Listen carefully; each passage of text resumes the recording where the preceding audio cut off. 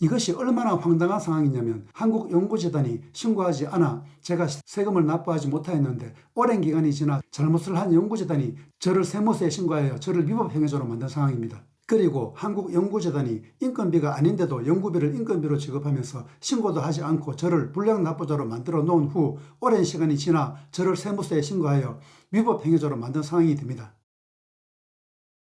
안녕하십니까. 오늘은 한국연구재단이 자행하고 있는 또 다른 심각한 부패 위법행위에 대해 언급하고자 합니다. 저는 2023년과 2024년 두 차례 국민건강보험공단으로부터 취업하여 인건비를 받고 있는데도 신고하지 않고 건강보험료도 납부하지 않았다는 통보를 받은 적이 있습니다. 물론 이에 대한 제재로 감당할 수 없는 많은 금액의 체납료와 8배 오른 보험료를 납부하라는 청구를 받기도 하였습니다. 저는 취업을 하고 있는데도 건강보험료를 납부하지 않은 적이 없기에 어떻게 된 영문인지 알기 위해 국민건강보험공단에 전하여 문의해 보았습니다. 국민건강보험공단은 제가 취업하고 있음에도 그에 대한 건강보험료를 납부하지 않았다는 신고가 세무서로부터 접수되어 이에 따라 규정에 따라 처리한 것뿐이라고 하였습니다. 이에 저는 세무서에 전화하여 문의하였더니 세무서도 제가 취업하였음에도 그에 대한 세금을 납부하지 않았다는 신고가 접수되어 규정에 따라 처리한 것뿐이라고 하였습니다. 그래서 저는 도대체 누가 저를 신고하였는지를 문의하였는데 세무서는 그것은 규정상 비밀이라 알려줄 수 없다고 하였습니다.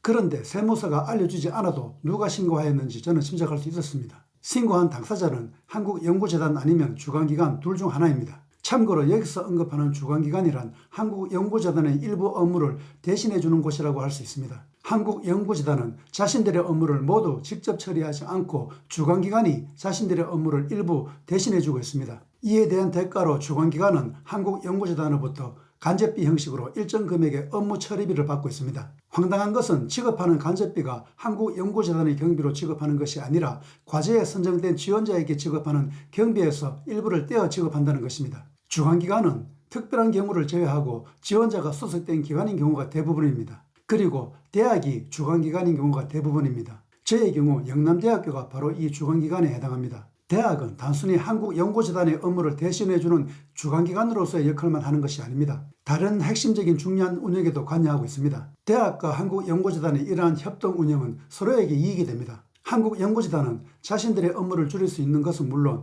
지원자가 문제나 이의를 제기할 때도 자신들이 직접 해결하지 않고 주관기관을 통해 쉽게 해결할 수 있습니다. 특히 비정규 교수나 학생 신분의 지원자가 이의나 문제를 제기하면 이들의 생사여탈권을 쥐고 있는 대학 교수를 이용하여 쉽게 해결할 수 있습니다. 대학의 정규 교수도 자신들이 자행하고 있는 학대 착취 등의 부당행위에 대해 비정규 교수나 연구하는 학생들이 이의를 제기하고 대항하면 이러한 협력을 이용하여 통제할 수 있습니다. 이 때문에 대학 교수와 한국연구재단은 밀접하게 연관되어 있으며 한몸으로 보시면 됩니다. 즉 한국연구재단의 부패 위법행위는 거의 대학 교수의 부패 위법행위로 보아도 무방합니다. 이와 관련된 자세한 내용 또한 추후 방송할 예정입니다. 제가 한국연구재단 아니면 대부분 대학으로 구성된 주관기관 둘 중 하나가 신고하였다고 단정하는 이유가 있습니다. 제가 취업하여 인건비를 받고 있으면서도 그에 대한 건강보험료를 납부하지 않았다고 하는 건강보험료가 바로 한국연구재단에서 지급하는 경비에 대한 건강보험료이기 때문입니다. 즉 제가 한국연구재단에서 지급하는 경비에 대한 건강보험료를 납부하지 않았다는 이유로 세무서가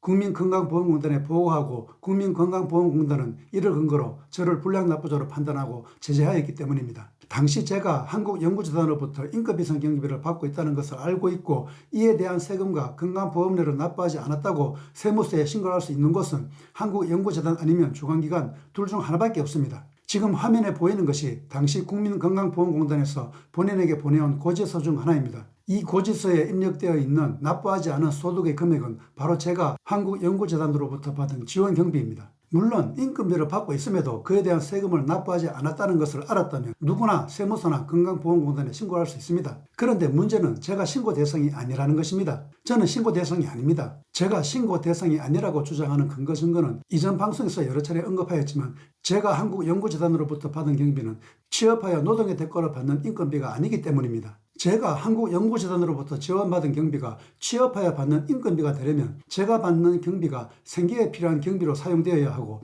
노동의 대가로 받는 경비여야 하고 한국연구재단과 제가 고용인과 피고용인의 관계가 성립되어야 합니다. 그리고 한국연구재단이 세무서와 건강보험공단에 제가 한국연구재단에 취업하고 있다고 신고하여야 하고 저를 직장의료보험에 가입하도록 해주어야 하며 4대 보험에도 가입하게 해주어야 합니다. 그런데 저는 이 중 어느 한 곳에도 해당하지 않습니다. 무엇보다 연구에 사용할 경비를 인건비로 사용한다는 자체가 말이 되지 않습니다. 그렇다면 당연히 제기되는 의문이 있습니다. 한국연구재단 아니면 주관기관에 해당하는 영남대학 둘 중 하나가 왜 제가 신고 대상이 아닌데도 불구하고 신고하였냐는 것입니다. 물론 다른 어쩔 수 없는 이유가 있어 신고하였을 가능성도 있습니다. 그 어쩔 수 없는 이유는 하나밖에 없습니다. 한국연구재단 아니면 주관기관인 영남대학이 사무처리 미숙으로 제가 한국연구재단으로부터 받는 경비를 취업을 의미하는 인건비로 잘못 알고 신고하였을 경우입니다. 그런데 이 가능성은 없습니다. 당시 저는 한국연구재단에 대해 오랫동안 제가 받는 경비가 인건비가 될 수 없다는 민원을 제기하고 있었습니다. 주관기관인 영남대학에도 이것을 알려 모를 리가 없습니다. 이러한 상황에서 이들 중 하나가 모르고 신고하였을 가능성은 전혀 없습니다. 이것은 한국연구재단이나 영남대학이 잘못 알고 신고한 것이 아니라 제가 신고 대상이 아니라는 것을 알고 있으면서 신고하였다는 것을 의미합니다. 그렇다면 왜 제가 신고 대상이 아니라는 것을 알고 있으면서도 이들 중 하나가 신고하였느냐는 의문이 제기됩니다. 그 이유는 간단합니다. 바로 저에 대한 보복입니다. 자신들에게 이의나 문제를 제기하고 시위하면서 계속 대항하는 본인에 대한 보복으로 신고하였다는 것을 의미합니다. 이것이 아니라면 설명이 되지 않습니다. 이미 언급하였듯이 당시 저는 한국연구재단과 주관기관과 심한 마찰이 있던 상태였습니다. 한국연구재단과는 이전 방송에서도 언급하였듯이 여러 부패 위법 행위를 저에게 자행하고 있었고 이에 이러한 문제를 제기하며 해명을 요구하고 있었습니다. 지금은 한국연구재단에서 1인 시위를 하고 있습니다. 주관기관인 영남대학도 오랫동안 저에 대해 학대, 착취 등 부당행위를 자행하였으며 이에 항의하자 저를 해고하였습니다. 이에 저는 이에 대한 해명을 요구하는 민원을 제기하고 1인 시위를 하고 있었습니다. 이러한 저의 행위에 대한 보복으로 신고한 것입니다.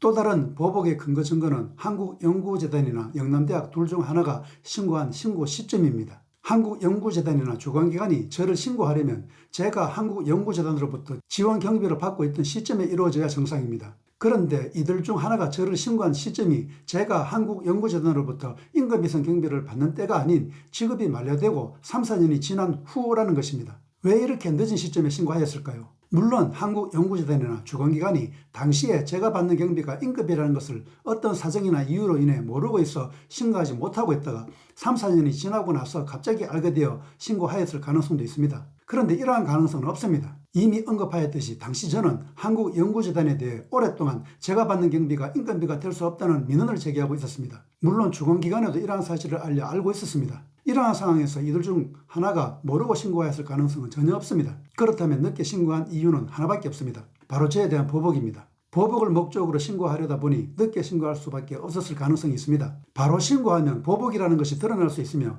연구비를 인건비로 지급하고 있는 자신들의 문제가 드러날 우려도 있기 때문입니다. 이 때문에 신고하지 않고 있다가 이후 뒤늦게 신고하였을 가능성이 있습니다. 이것이 얼마나 황당한 상황이냐면 만약 한국연구재단이 신고하였다면 한국연구재단이 신고하지 않아 제가 세금을 납부하지 못하였는데 오랜 기간이 지나 잘못을 한 연구재단이 저를 세무서에 신고하여 저를 위법행위자로 만든 상황입니다. 그리고 한국연구재단이 인건비가 아닌데도 연구비를 인건비로 지급하면서 신고도 하지 않고 저를 불량납부자로 만들어 놓은 후 오랜 시간이 지나 저를 세무서에 신고하여 위법행위자로 만든 상황이 됩니다. 보복이 아니라면 이러한 어처구니 없는 황당한 행동을 할 수 있을까요? 그렇다고 기간이 지나서 신고해야 했을 어떤 다른 어쩔 수 없는 이유가 있는 것도 아닙니다. 언급한 모든 정황을 고려할 때 한국연구재단이나 주관기관 둘 중 하나가 저에 대한 보복을 목적으로 신고하였다는 의미가 됩니다. 그런데 이 과정에서 제가 이해할 수 없는 또 다른 것이 있습니다. 바로 세무서와 건강보험공단의 이상한 조치 대처입니다. 세무서와 건강보험공단은 아무런 확인 과정도 거치지 않고 일방적으로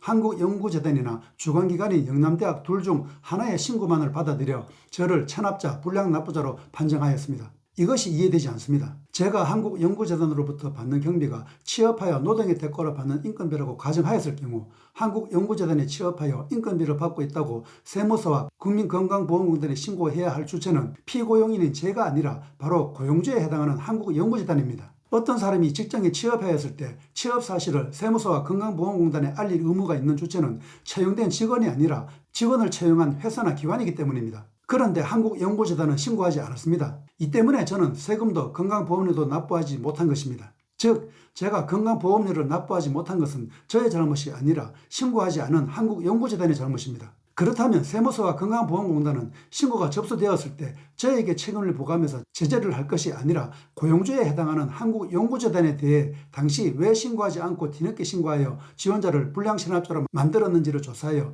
이에 따른 결과를 토대로 조치 대처를 해야 정상입니다. 그런데 세무서와 건강보험공단은 한국연구재단에 대해서는 책임을 묻지 않고 오히려 피해자인 저에게 책임을 지우면서 제재하였습니다. 이것이 이해되지 않습니다. 시청자 여러분은 이 상황을 어떻게 생각하시나요? 물론 여기에 대해서도 추후 자세히 방송할 기회가 있을 것입니다. 여기에도 심각한 문제가 내포되어 있습니다. 다음 시간에는 또 다른 한국연구재단의 보복 유형에 대해 방송하도록 하겠습니다. 저의 방송을 시청해 주셔서 감사합니다.